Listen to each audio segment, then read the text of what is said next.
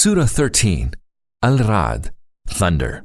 In the name of Allah, the most merciful, the most compassionate. Alif Lam Mim Ra. These are the verses of the divine book. Whatever has been revealed to you from your Lord is the truth, and yet most of your people do not believe. It is Allah who raised the heavens without any supports that you could see, and then He established Himself on the throne of dominion. And He it is who has made the sun and the moon subservient to a law, each running its course till an appointed term. He governs the entire order of the universe and clearly explains the signs that you may be firmly convinced about meeting your Lord. He it is who has stretched out the earth and has placed in it firm mountains and has caused the rivers to flow. He has made every fruit in pairs, 2 and 2, and He it is who causes the night to cover the day. Surely there are signs in these for those who reflect.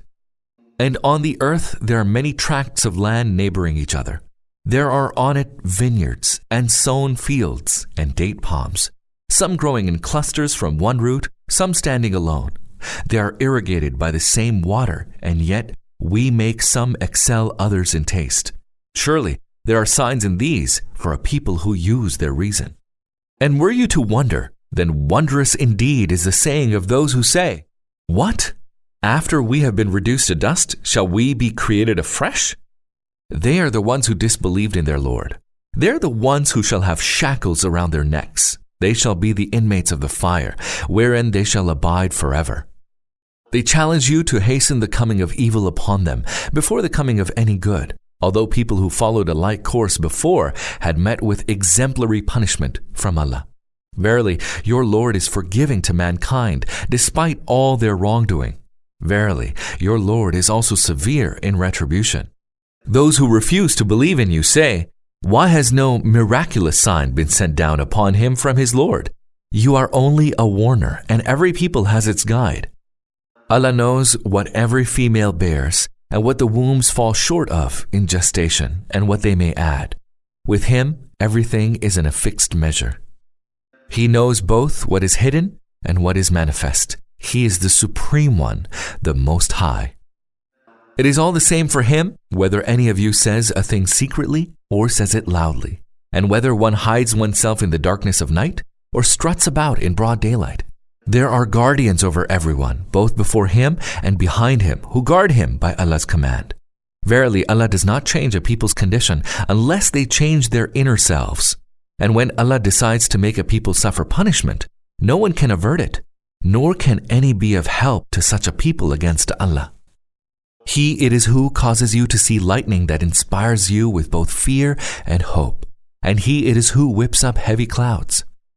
The thunder celebrates His praise and holiness, and the angels too celebrate His praise for awe of Him.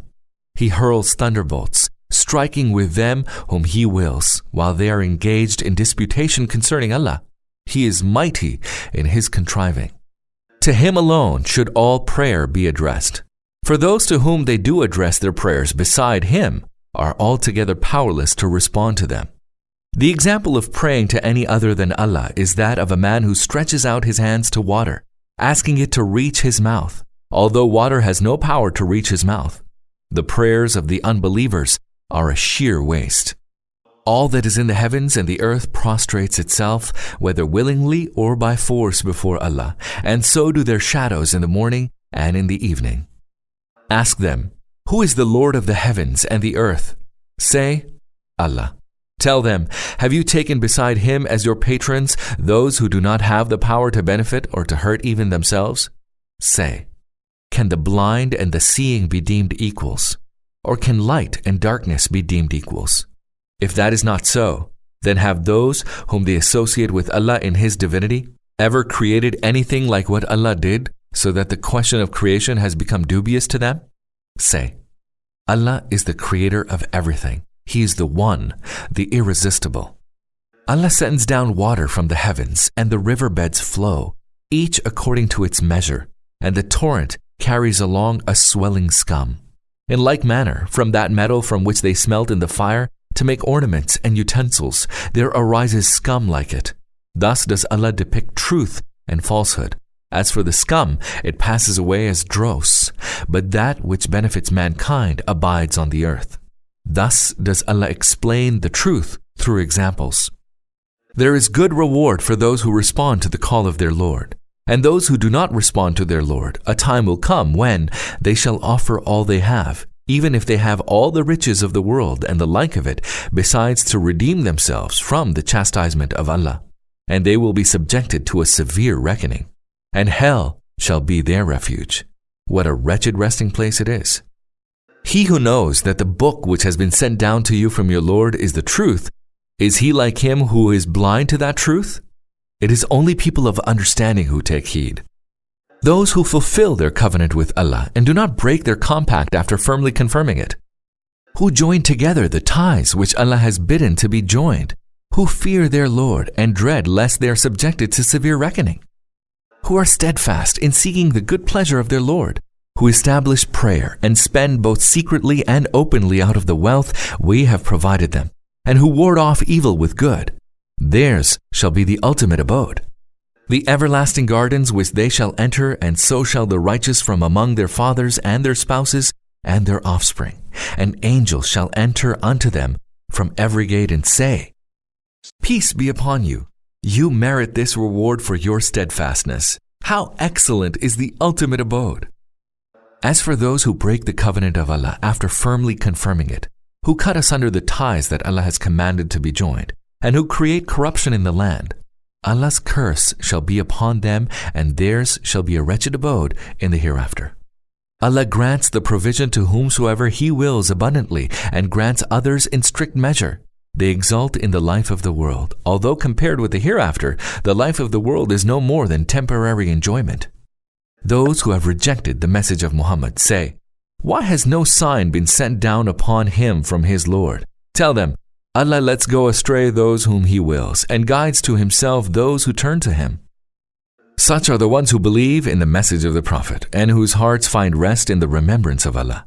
Surely in Allah's remembrance do hearts find rest. So those who believe in the message of the truth and do good are destined for happiness and a blissful end. Thus have we sent you as a messenger to a community before which many other communities have passed away, that you may recite to them whatever we have revealed to you, and yet they deny the Lord of mercy. Say to them, He is my Lord. There is no God but Him. In Him I have placed all my trust, and to Him I shall return. And what would have happened were a Quran to be revealed wherewith mountains could be set in motion, or the earth cleft, or the dead made to speak? To show such signs is not at all difficult, for everything rests entirely with Allah. So, do not the people of faith still look forward to such a sign in response to the demand of the unbelievers, and despair as a result of knowing that had Allah so willed, He could have guided all to the truth?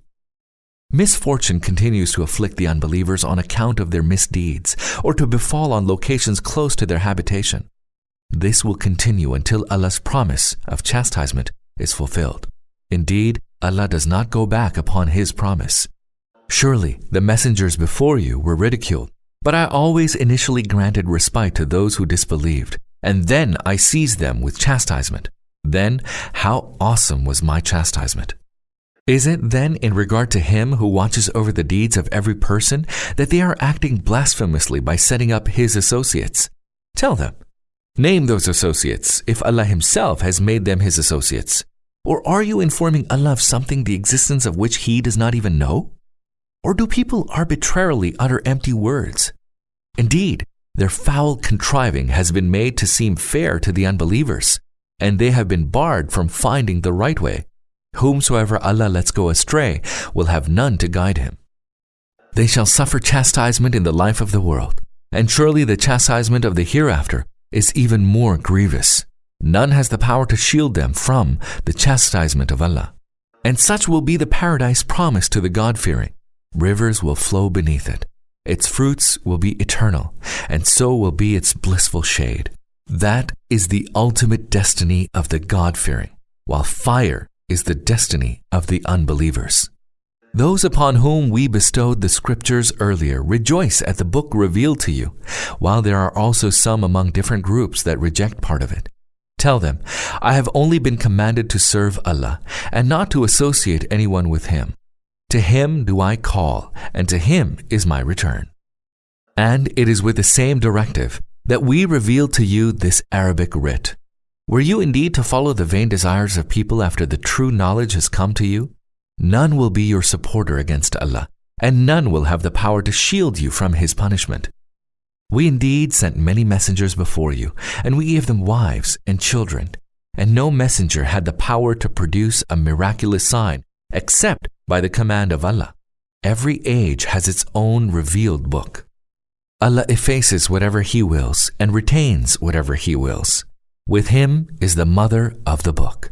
O Prophet, whether we make you see a part of the punishment that we have threatened them with come to pass during your lifetime, or we take you away before that happens, your duty is no more than to convey the message, and it is for us to make a reckoning.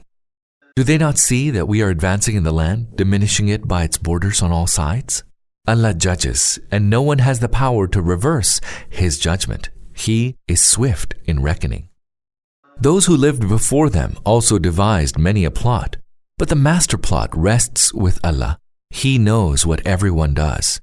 The deniers of the truth will soon come to know whose end is good. The unbelievers claim that you have not been sent by Allah. Tell them, Allah is sufficient as a witness between me and you, and so also do those who know the scriptures.